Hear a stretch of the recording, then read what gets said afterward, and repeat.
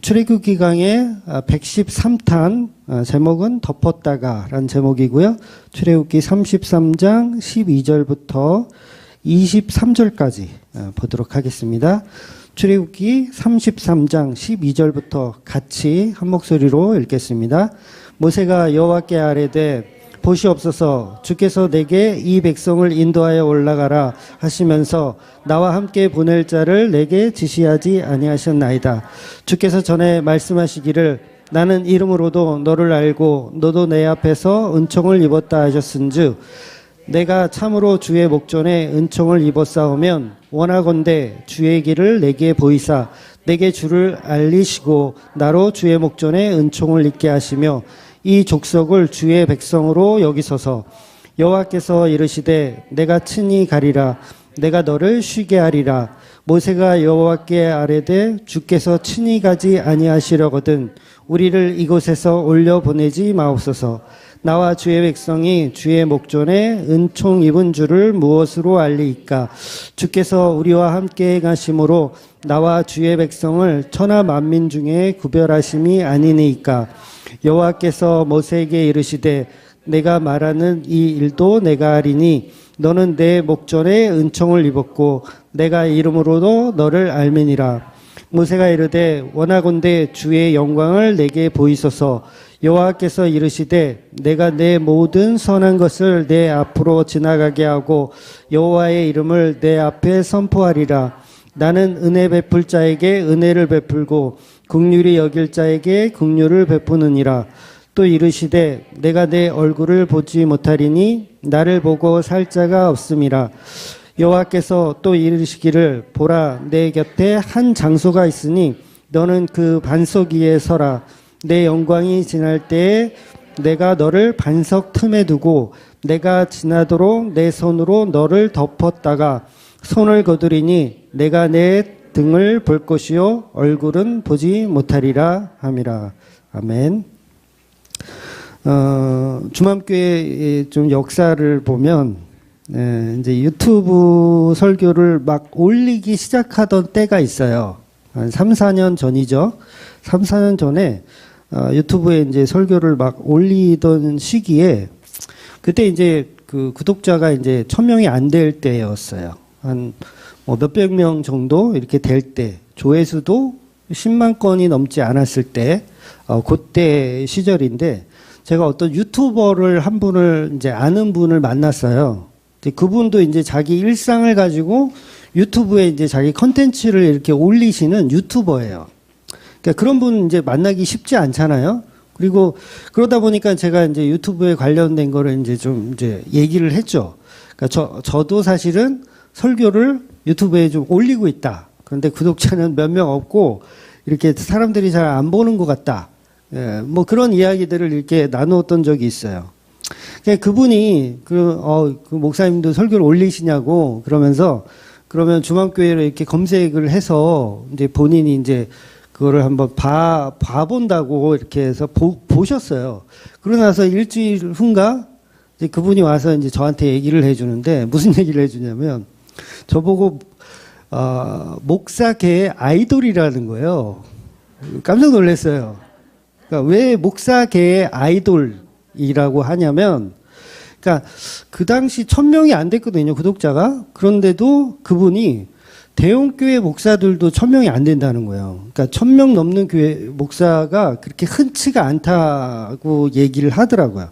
그러니까 그때는 이제 코로나 이전이기도 하고 설교를 뭐 그렇게 유튜브로 그렇게 막 죽어라 올리는 목사들도 흔하지 않던 시절이라서, 그런데 목사님은 1000명 가까이 되는 건 굉장한 이거는 보통의 은혜가 아니면 이거는 이렇게 될 수가 없다라는 거예요. 그러니까 더더욱 그런 게 목사님의 어떤 말투라든가 어떤 이런 스피치의 실력을 보면 아무도 이거는 안 봐야 정상인데 이렇게 많은 사람이 본다는 건 굉장히 이거는 자기도 의문이라는 거야. 어쨌든 목사님은 유튜버로 지금 굉장한 지금 선풍적인 인기를 끌고 있는 사람이라는 거죠. 근데 저는 이제 그 말을 이제 당연히 이제 칭찬으로 이제 해준 거죠. 그분은 칭찬으로 해줬는데 저는 이런 생각이 들어요. 그러니까 이건 비극이다. 이 굉장한 비극이다. 그러니까 우리 중앙교회가 비극이라는 게 아니라 저 자신한테는 이게 굉장히 비극이라는 거죠. 무슨 말이냐면 저같이 변변치 못하게 말도 잘 못하고 뭐 어눌하게 하고 막 그런 사람 막 생각 안 나가지고 막 뭐라 그랬죠? 막 이런 수준이 떨어지는 어떤 스피치적 실력도 없는 사람의 이 비극적인 이 콘텐츠를 사람들이 많이 보고 있고 목사계의 아이돌이라고 하는 이 자체가 저 개인적으로는 굉장히 비극적이라는 생각이 들었어요. 그러니까 세상에 말 잘하는 목사님들이 얼마나 많아요. 그런 목사님들이 좀 복음을 좀 이렇게 유창하게 좀 전해주셨으면 이게 좋겠는데 왜 내가 이렇게 해야 되는가? 이 자체가 굉장히 비극이라는 거죠. 그러니까 지금 여기 계신 분들이 멀리서 오시잖아요. 저는 개인적으로는 감사하고 좋은 일이지만 이걸 또 다른 면으로 생각해 보면 비극이구나. 얼마나 갈 데가 없으면 여기까지 2시간을 지하철을 타고 와가지고 이 어눌한 설교를 듣고 있냐는 거죠. 그러니까 이거는 저는 좋은데 넓은 의미로 보면 굉장한 비극이라는 거죠. 오늘 본문의 모세도 어쩜 그런 마음이 있었을 것 같아요. 그러니까 저는 말도 어눌하고 저는 능력도 없는데 왜 하나님은 자꾸 나를 쓰십니까? 라는 뉘앙스가 모세는 계속 간직하고 있는 거예요. 그러니까 처음 하나님을 만났을 때 그때도 계속 부정했잖아요. 하나님 저는 말도 못하고 능력도 없고요. 가봐야 사람들이 저를 알아볼 사람도 아무도 없고요. 저는 한물간 늙은이일 뿐입니다. 라는 그 마음이 계속 사역 내내 모세에게는 그 마음이 있었더라는 거죠. 그런데 대체 그 일을 누가 하시는가? 바로 하나님이 하신다는 거죠. 내가 무슨 능력이 있어서 하는 게 아니라 하나님이 하신다는 그 일념으로 그 믿음으로 그냥 잘 못하지만 해야 한다는 거예요. 그러니까 가나안 땅을 지금 들어가는 숙제를 안고 있잖아요. 모세는. 이 엄청난 일을 감당해야 돼요. 모세는. 그런데 자기 자신을 돌아보면 역시 나는 능력이 없다라는 거죠. 내가 무엇인데 나를 들어 쓰시냐고 계속 질문하더라는 거예요. 그러니까 제가 지금도 아직까지도 질문하는 것처럼 모세도 그런 마음으로 질문을 하고 있다라는 거죠.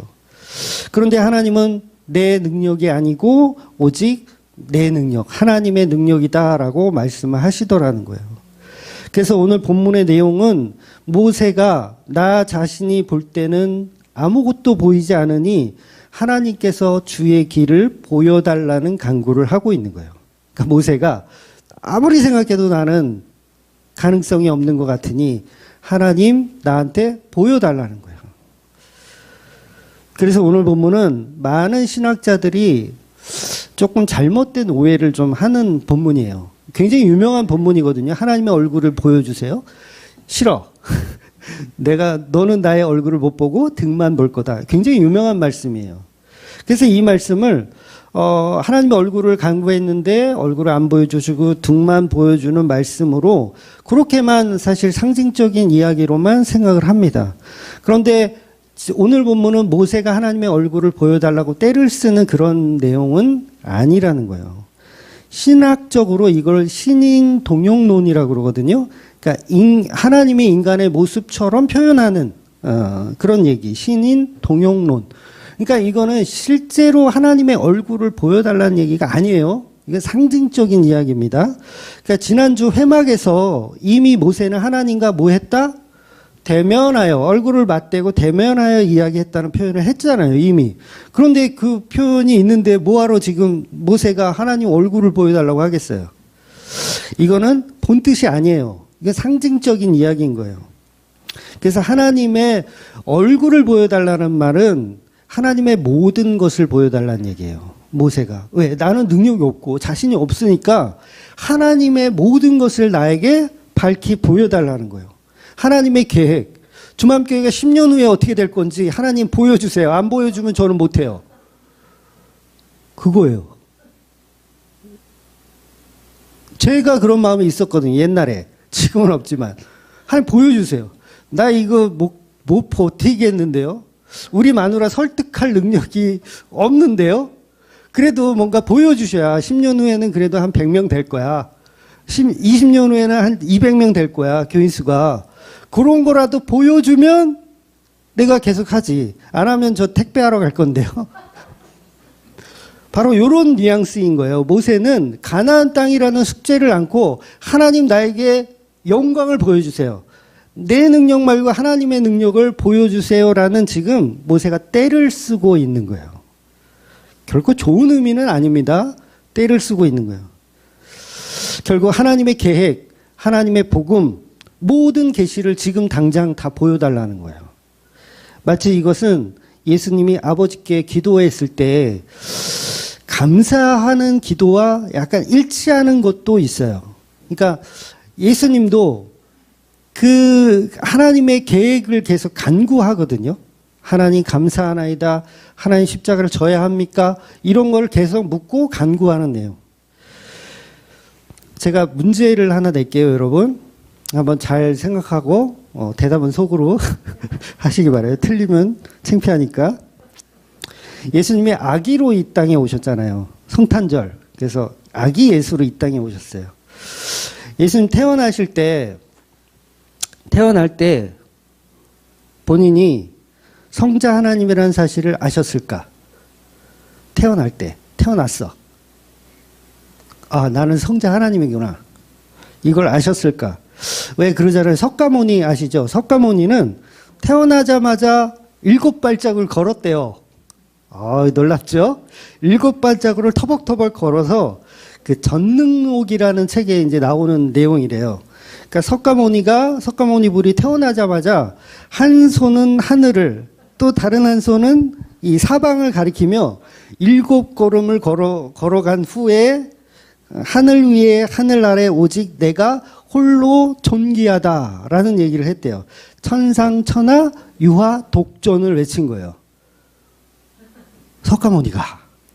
그럼 뭐예요? 태어날 때부터 본인이 이 석가라는 걸 알았다는 얘기, 부처가 될 거라는 걸 알았다는 얘기잖아요. 그러면 기독교의 예수님도 태어나자마자 본인이 성자라는 걸 아시고 막 그 동방박사가 막 절하러 오잖아요. 경배드리러. 그래서 태어나자마자 그래 왔구나 너희들이. 그리고 막 또 막 헤롯이 막 죽이려고 하니까 우리 저기 애굽으로 도망가자. 막 이렇게 태어나자마자. 아니 석가모니도 말했는데 뭐 예수님도 태어나자마자 말하지 말라는 법 있어요? 자, 어느 게 맞을까요? 첫째는 태어나자마자는 몰랐지만 성장하는 과정 속에서 성령의 은혜로 알게 됐다. 이게 첫 번째고요. 두 번째는 아니다. 태어날 때부터 예수님은 본인이 성자 하나님이라는 사실을 알았다. 어떤 게 맞아요? 어렵죠? 후자가 맞습니다. 성장하는 과정 속에서 아시는 게 맞아요. 왜냐하면 하나님 예수님은 인자로 오셨기 때문에 철저히 인간의 모습으로 와야 돼요. 똑같은 우리와 같이 태어나자마자 울으셔야 되고요. 아기처럼 울으셔야 되고 똥도 싸고 오줌도 싸시고 그래야지 인자라는 표현을 할 수 있는 거예요. 그게 아니면 태어날 때부터 무슨 박격허세처럼 막 특이하게 아래에서 태어나고 막 이런 게 아니라 동일한 우리와 똑같은 신체를 가지고 뇌 구조를 가지고 태어나신 거예요. 퀴즈 하나 더 낼까요? 예수님 감기에 걸리실까요? 안 걸리실까요? 걸려요. 예수님도 감기에 걸리십니다. 감기도 안 걸려본 사람이 병자의 마음을 어떻게 알아요? 안 그렇습니까? 똑같아요. 우리랑 100% 같은 신체를 가지고 태어났어요. 예수님 몸은 특별해서 감기가 왔다가도 도망가더라. 거짓말입니다. 똑같은 신체를 가졌기 때문에 감기가 오면 걸려요. 그래서 코로나19 조심하셔야 돼요. 예수님도 조심하셔야 돼요. 그러니까 옛날에는 저는 그게 감기가 귀신이 짓이라고 그렇게 이제 배웠어요. 그래가지고 그 화장실에 거울 보고 주 예스의 이름으로 내가 유명하노니 감기는 물러가 쩌다 이러고 막 기도하고 그러고 자빠졌었는데 그렇지 않습니다. 예수님은 우리와 똑같은 모습으로 태어나셨고 성장하는 과정을 통해서 성령의 은혜로 성자임을 밝히 알게 되신 거예요. 누가복음 20장 40절하고 52절을 볼게요. 40절을 먼저 보겠습니다. 아기가 자라며 강하여지고 지혜가 충만하며 하나님의 은혜가 그의 위에 있더라. 그쵸? 요거 예수님 얘기하는 거예요. 52절. 예수는 지혜와 키가 자라가며 하나님과 사람에게 더욱 사랑스러워 가시더라. 그쵸? 동일한 인간으로 오셨는데 성장하는 과정 속에서 본인이 성자 하나님이라는 걸 밝히 알게 되시는 거예요. 그래서 예수님이 그 12살 때 이야기가 누가복음에 잠깐 등장을 하거든요. 랍비들과 토론을 해요. 이게 말이 토론이지 사실 랍비들을 가르치고 있는 거예요. 예수님이 가르치고 있어요. 그러니까 고작 12살인데 성전에서 막 이 랍비들을 가르치고 있는 모습을 요셉과 마리아가 보잖아요. 놀래요, 안 놀래요? 놀랄 수밖에 없는 거예요. 왜? 하나님이니까. 태어날 때부터 그랬다고 치자고요. 그러면 놀랄 일이 뭐가 있어? 당연한 거라고 생각하겠죠. 근데 놀랄 수밖에 없는 게 성장하는 과정에서 급성장을 하는 거죠. 하나님으로. 그러니까 놀랄 수밖에 없는 거죠. 그러니까 모세는 예수님의 예표이기 때문에 모세도 모든 것을 다 아는 게 아니에요. 예수님이 이 땅에 오셨을 때 처음부터 모든 것을 다 아신 게 아닌 것처럼 모세도 처음부터 다 알고 있는 게 아닙니다. 그래서 하나님이 계속해서 모세를 이끌어가는 방식으로 쓰시는 거예요. 그런데 모세가 모든 영광을 지금 다 보여달라고 하는 거예요. 하나님의 모든 뜻을 감당할 존재도 못 되면서. 그렇죠? 모세는 감당할 존재가 못 돼요. 10년 후에 주만교회가 200명이 될 거다. 이걸 제가 감당할 수 있을까요? 못 감당해요. 만약에 200명이 아니면 어떡할 거야? 한 몇만 명이다. 이거 감당해요? 못 감당해요. 하나님처럼 안 하는 게 나을 것 같아요. 이렇게 돼버린다는 거죠. 그래서 하나님은 그 모세의 요구를 다 들어주시지 않고 등만 보여주신다는 거예요. 그래서 복음이라는 것은요, 시험 문제가 아니에요. 그러니까 보통은 우리가 시험 문제로 생각해요. 복음은.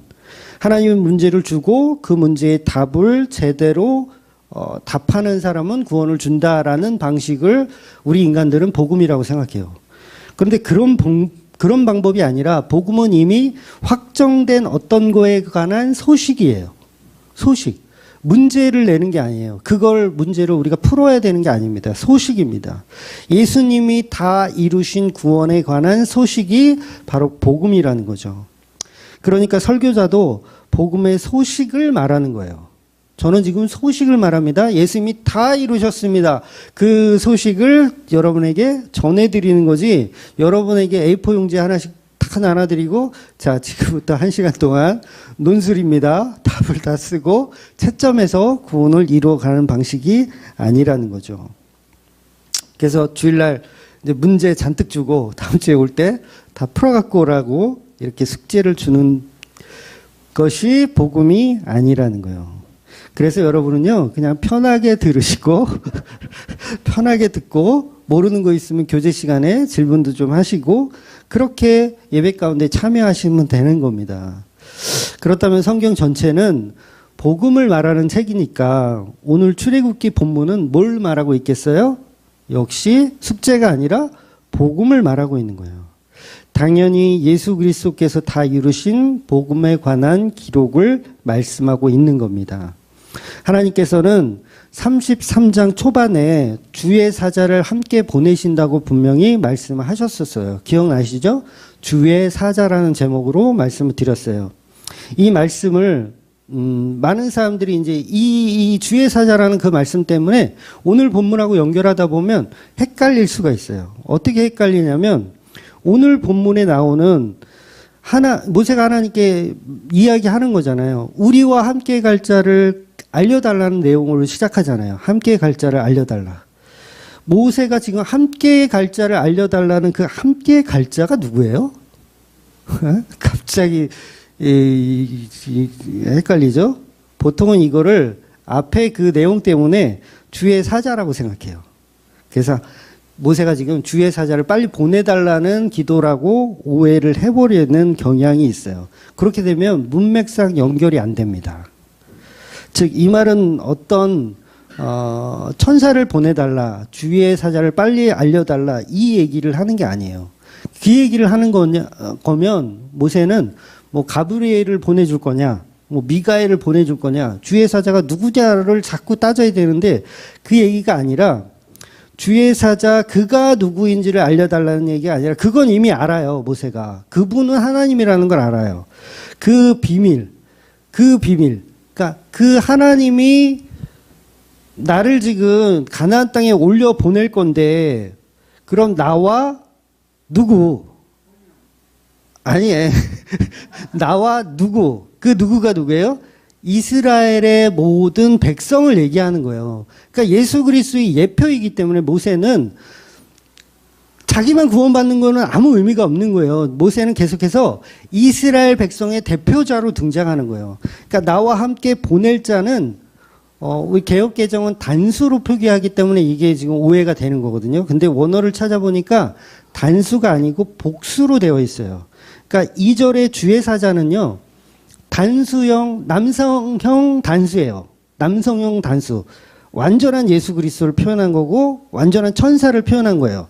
그런데 오늘 본문에 얘기하는 나와 함께 갈 자의 그 함께 갈 자는 단수가 아니라 복수로 표현하고 있습니다. 그러니까 천사를 지칭하는 말도 아니고 주의 사자를 지칭하는 말이 아니에요. 그러면 무슨 얘기가 되냐면 나와 함께 구원받을 자가 누구인지 그 명단을 알려달라는 거예요. 그러니까 왜 명단을 알려달라고 할까요?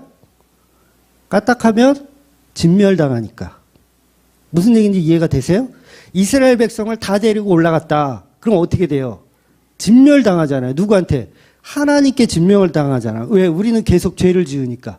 계속 황금송아지 만들고 계속 죄를 지으니까 얘네들을 다 데리고 갔다간 진멸당할 것 같으니까 누구를 데려가도 되는지 그 명단을 알려달라는 이야기를 지금 모세가 하고 있는 거예요. 그래서 이렇게 문맥을 연결해야 이게 다 해결이 돼요. 그런데 본문 15절에 보면 모세가 동문서답하는 것처럼 보입니다. 주께서 친히 가지 아니하려거든 이라고 하죠. 근데 14절은 분명히 간다고 얘기를 하셨어요. 내가 친히 갈 거다. 근데 15절에서는 왜 친히 가지 아니하시려거든 이라고 말합니까? 이게 지금 문맥이 연결이 안 되고 약간 동문서답하는 것처럼 보여요. 그래서 이 말의 뜻은 모세는 어떻게 생각한 거냐면 주의 사자가 함께 가더라도 우리는 하나님께 진멸당할 수 있다라는 생각에 이 얘기를 계속 하고 있는 거예요. 그러니까 모세는 원주민들한테, 가나안 원주민들한테 뭐 아모리 사람, 헷 사람 막 이런 족속들한테 진멸당한 게 전혀 두려운 게 아니에요. 그게 두려운 게 아니라 우리의 죄 때문에 우리가 올라갔다가 하나님께 진멸당하는 걸 두려워하고 있는 거예요. 뭐예요? 철저하게 예수 그리스도를 표현하고 있는 거예요. 누구를 구원시킬 건지. 그런데 이들은 자격 없음을 어필하고 있는 거예요. 이스라엘 백성은 자격 없는데 올라갔다가 우리가 하나님께 진멸당하면 어떡합니까? 그 얘기를 하는 거예요. 그러니까 뭘 보여달라고 하는 거예요? 하나님의 영광, 누가 살 것인지 명단을 내게 보여달라고 모세가 얘기하는 거예요. 뭐가 두려워서? 진멸당할 것이 두려워서. 이게 지금 모세의 믿음이에요. 대단한 믿음이에요. 모세가 굉장한 이 얘기를 하고 있는 거야. 저와 여러분도 세상을 무서워하지 마시고 하나님을 무서워하셔야 돼요. 이 모세처럼 사실은. 그래서 모세는 주의 사자가 함께 가는 것은 알지만 누가 은총을 받은 자인지 그것을 물어보고 있는 대목이라는 거예요. 그래서 12절은 나보고 지도자가 되라고 하셨으면 누가 나와 함께 갈 자인지 명단을 주세요라는 간구를 하는 거예요. 그래서 14절에 하나님은 걱정하지 마. 내가 친히 갈 거야. 하나님이 친히 간다는 뜻은 너는 꼭두각시니까 걱정하지 말라는 얘기거든요. 너 모세는 꼭두각시일 뿐이니까 걱정하지 말라는 거예요. 그런데 모세가 두려워하는 건 여전히 백성들의 진멸을 걱정하고 있는 거예요. 그러니까 중보자로 계속 나오는 거예요. 모세는 내 백성을 어떻게든 살려보려고 하는 중보자, 예수님을 계속 표현하는 거죠. 그래서 14절은 걱정하지 마, 내가 너 힘들게 안 할게, 그런 얘기까지 하세요. 사실 실제로 모세는 못 들어가요. 가나안 땅에 못 들어가요. 푹 쉬어요, 아주. 거기서. 그러니까 너가 하는 거 아니니까 걱정하지 마라고 얘기하는 거예요. 그래서 모세가 하나님께 함께 가지 않으신다면 모세 자신도 가지 않겠습니다. 명단이 없고 하나님이 진멸을 이거를 어떻게 해결을 할 수 없으면 저는 못 간다는 얘기를 하는 거예요. 그러니까 하나님 사랑과 이웃 사랑을 모세가 지금 다 지켜내려고 하는 모습인 거예요. 완전한 그리스도죠. 그러니까 동문서답을 하는 게 아니에요. 본문을 차근차근 이해해 보시면 모세는 철저하게 예수 그리스도의 사역을 감당하고 있는 내용인 거예요. 이 명단이 없으면 못 갑니다 라고 이야기하는 거죠. 끝까지 가나안 땅이 중요한 게 아니라 하나님의 은총을 더 중요하게 여기는 거예요. 모세는 가나안 땅 들어가고 싶은 생각이 없어요. 그거 들어가면 뭐 할 거예요? 하나님 없이 가봐야 의미 없는 거예요. 그러니까 하나님의 은총이 지금 목적이라는 거예요. 하나님의 은총. 그 은총은 뭐예요? 백성들이 사는 거. 예수 그리스도가 하신 십자가 사역을 그대로 표현하고 있는 거죠. 그래서 어렵게 생각할 것이 없이 모세는 지금 누가 가나안 땅에 들어갈 자격이 있습니까? 라는 걸 물어보는 거예요. 이걸 하나님의 얼굴을 구하고 하나님의 영광을 구한다라고 본문이 표현하고 있는 겁니다. 즉 모세는 지난번 보았던 5절에서 장신구를 떼어내라 이런 얘기 기억나세요? 장신구를 떼어내라 그랬잖아요. 이게 뭐예요? 숙제죠. 숙제, 장신구를 떼어내라. 그래서 이걸 모세는 철저한 숙제로 이해를 했던 거예요. 숙제로. 장신구를 떼어내고 대기하고 있으면 하나님이 이제 명단을 주시겠지. 보낼 건지 안 보낼 건지 명단을 주실 건지 그 얘기를 하는 거예요. 그런데 너의 죄 때문에 이 장신구를 떼어낸 것이고 그리고 기다리라고 얘기하셨잖아요. 5절에 보면 내가 너에게 어떻게 할 것인지 정하겠노라 말씀하셨어요. 장신구를 떼어내고 기다리고 있으면 누가 올라가도 되는지를 명단을 주겠다고 이미 하나님이 얘기하신 거예요. 그래서 모세는 그걸 지금 얘기하는 거예요. 그걸 주세요. 그래서 회막에서 대면하여 그걸 여쭙는 거예요. 누가 나와 함께 갈 자입니까? 라고 여쭤보고 있는 거예요. 자, 하나님께서 우리 제적 인원이 우리 교회 제적 인원이 한 50명 정도 되잖아요. 50명. 뭐 사실 아이들까지 하면 조금 더 넘지만 누가 구원받을 사람입니까? 하나님 보여주십시오. 누가 지옥 갈 사람이고 누가 천국 갈 사람일까요? 요런 개념인 거예요, 사실은. 요런 개념을. 그러니까 이거는 신적 영역이죠. 예수님만 아셔야 되는 대목인데 모세가 예수님을 예표하기 때문에 이런 질문도 지금 서슴없이 표현하고 있는 거예요, 본문이. 그래서 예수님만 표현할 수 있는 범주. 그래서 하나님이 나는 이름으로도 모세 너를 알고 너도 내 앞에서 은총을 입었다고 말씀하시잖아요. 이 말의 뜻은 내가 너에게 명단은 줄 수 없고, 그러니까 명단을 줄 수는 없고 모세 너 자체가 그리스도의 예표이기 때문에 네 자신이 명단이다라고 얘기하는 거예요. 이게 무슨 얘기예요? 예수님이 명단이란 얘기예요. 그러니까 교회도 마찬가지죠. 50명 중에 누가 지옥 갑니까? 누가 구원받습니까? 이런 질문을 했더니 하나님의 답이 예수 그리스도가 답이다. 예수 그리스도를 믿는 자가 천국 가고 안 믿는 자가 지옥 간다. 이 얘기를 지금 본문이 하고 있는 거예요. 그래서 예수 안에 거하는 모든 성도가 바로 은총을 입은 자라는 이야기입니다. 모세 내가 너에게 위임한다.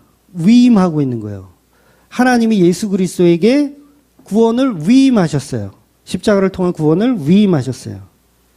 그래서 내 말을 따르는 자는 구원받는 거예요. 모세의 말을 따르는 이스라엘 백성은 구원받는 거예요. 명단 안에 들어가는 거죠. 명단 자체가 바로 모세인 거예요. 지금 이 상황에서는.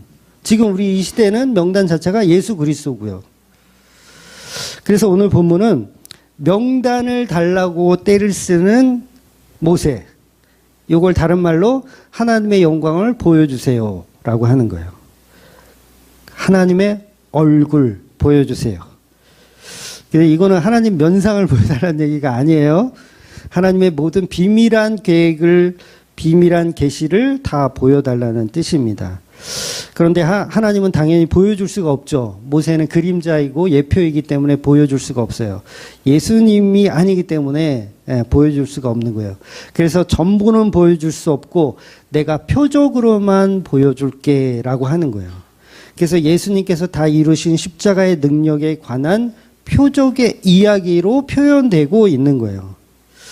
지금 모세에게 말씀이 주어지지 않는 것, 모든 영광을 다 보여주지 않는 것은 당연히 모세는 예표이기 때문에 그렇습니다. 그래서 하나님이 얼굴은 보여주지 않고 등만, 등어리만 이렇게 보여주는 거예요. 그래서 22장을 보면 하나님의 영, 즉 하나님의 손을 22절에 보면 하나님의 영, 즉 하나님의 손이 모세를 덮었다가 떼죠. 모세를 덮었다가 떼요. 근데 손이라고 표현해요. 손이 덮었다고 떼요. 아까도 말씀드렸지만 이건 신인 동용론입니다. 상징적인 이야기예요. 진짜 하나님의 얼굴이 있고 손이 있고 그렇지 않아요. 하나님이 영적인 존재세요. 손, 얼굴 이런 개념 아닙니다. 하나님은 영이세요. 하나님 그림자가 있을까요? 하나님 그림자가 있을까요? 하나님 그림자가 없어요. 영이기 때문에 그림자가 없는 거예요. 그리고 하나님의 얼굴을 보면 전부 죽습니다. 하나님의 얼굴을 보면, 하나님의 영광을 보면 전부 죽어요. 그래서 오늘 본문에도 20절에 그 말씀이 나오죠. 나를 보고 살 자가 없다. 나를 보고 살 자가 없다. 그럼 모세가 뭐예요? 모세가 하나님 보면 어떻게 돼요? 죽는 거예요. 볼 자가 없다. 그러니까 손에 세균이 가득해요. 근데 99.9% 손 소독제로 싹 발라버리면 어떻게 해요? 싹 죽죠? 세균이. 그러니까 우리가 하나님과 대면하는 순간 우리는 세균 덩어리라 싹 죽어요. 그냥. 말 한마디 못하고 그냥 죽어버리는 거예요. 하나님의 영광에 그 죄는 녹아버리기 때문에 그렇습니다.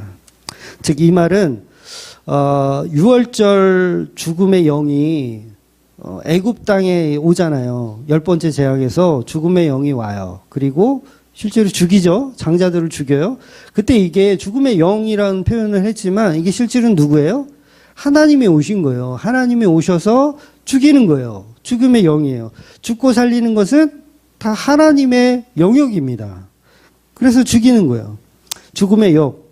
그래서 성령의 불도 마찬가지죠. 성령의 불 그러면 믿는 성도에게는 너무도 따뜻하고 은혜롭고 그런 불이지만 믿지 않는 자에게 성령의 불은 뭐가 돼요? 불타는 지옥이 되어버리는 거예요. 그래서 성도에게는 불이 은총이지만 불신자들에겐 불은 홀딱 그냥 태워버리는 그런 무서운 불이라는 거죠.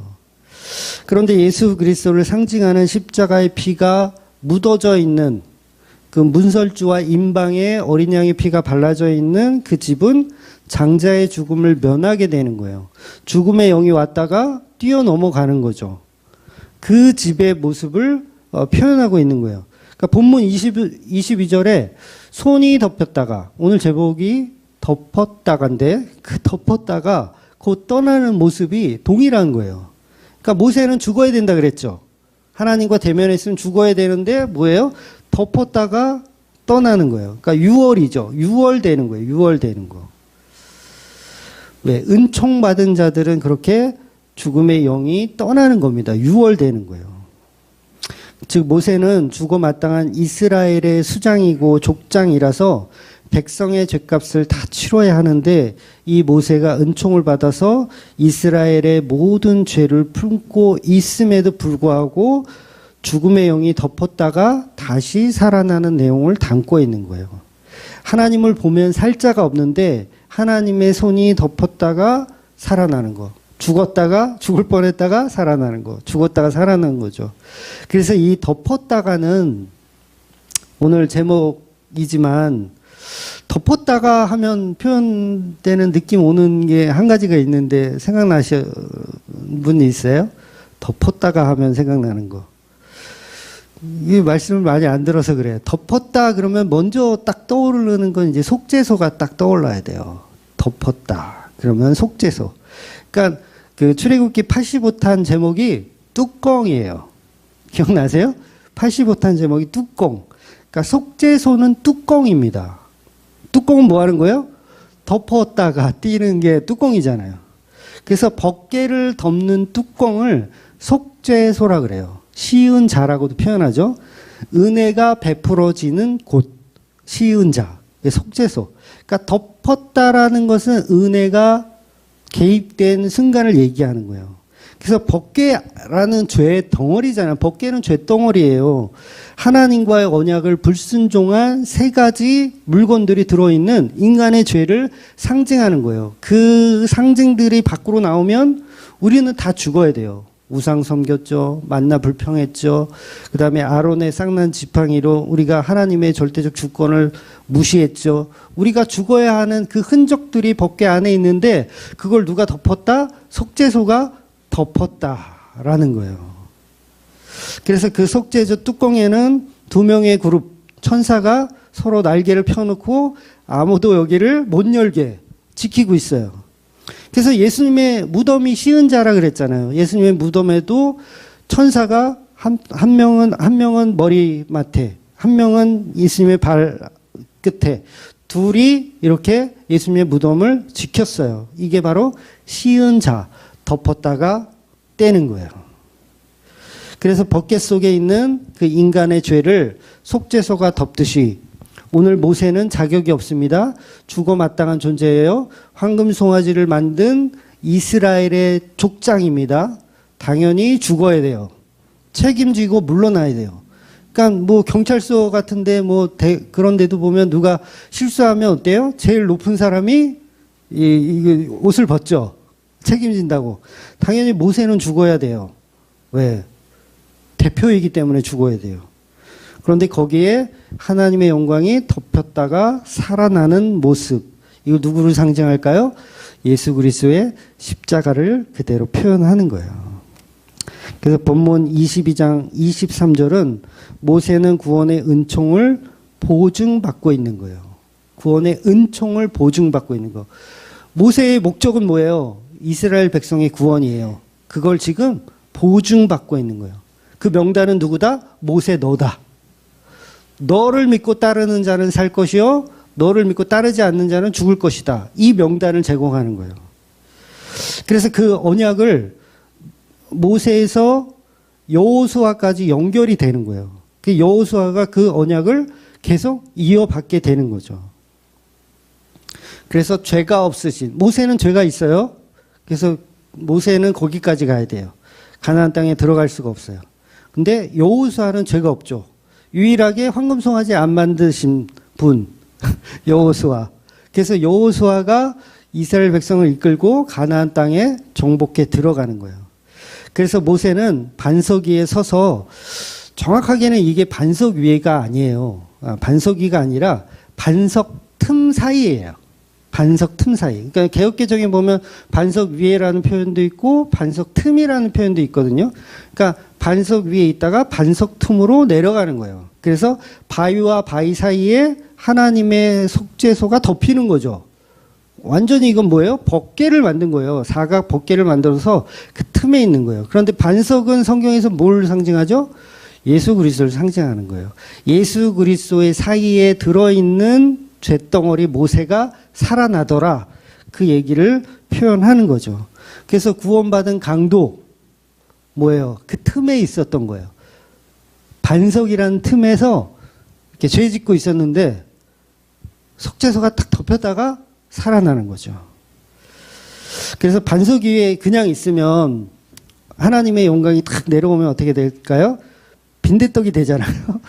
반석 위에 그냥 있으면 하나님의 손이 이렇게 내려오다가 빈대떡이 될 텐데 반석 틈 사이에 들어있는 거예요, 모세가. 그래서 빈대떡이 되지 않고 하나님의 손이 덮였다가 살아나는 거. 바로 예수 그리스도의 반석 위에 이 집을 짓고 사는 그 모습으로 표현하는 거죠. 그래서 예수 그리스도 사이, 저와 여러분은 예수 안에 있어야 사는 거예요. 이것이 하나님의 영광입니다. 우리가 받아야 할 영광은 예수 그리스도의 틈에 들어있는 거예요. 그러니까 비밀 장부를 내놓으라고 때를 쓸 필요가 있어요, 없어요? 없어요. 비밀 장부 이미 줬잖아. 누구? 예수 그리스도의 십자가의 비밀. 그게 비밀 장부예요. 여러분들이 여기 예배하러 왜 오셨어요? 그 장부를 본 거예요. 장부를 봤더니 예수 그리스도의 피가 구원이더라. 이 장부 때문에 여러분이 여기 와서 이렇게 예배 드리고 계시는 거예요. 그러니까 명단 달라고 때를 쓸 필요가 없어요. 구원의 확신? 그게 필요해요? 그거야말로 명단이잖아요. 누가 구원받을지 그 명단 보여달라는 거. 구원의 확신이잖아요. 그건 구원파들이나 하는 짓이에요. 그건 구원파. 말 그대로 구원파.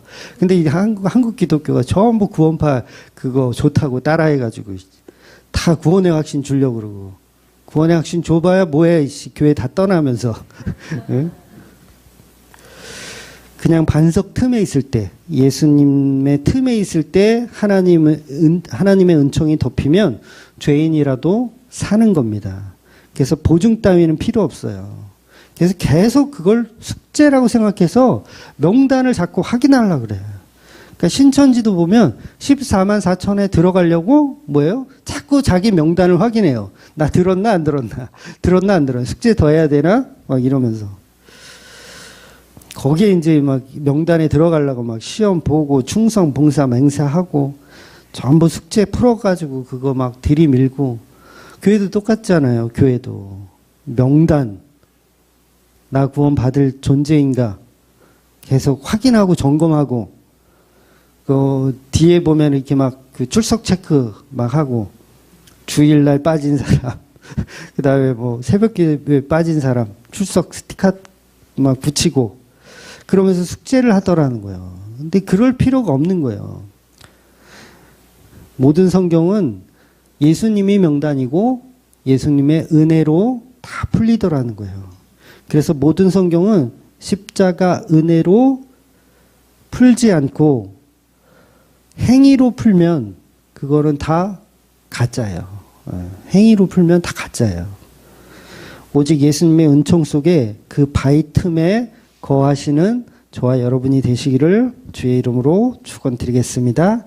아멘. 기도하겠습니다.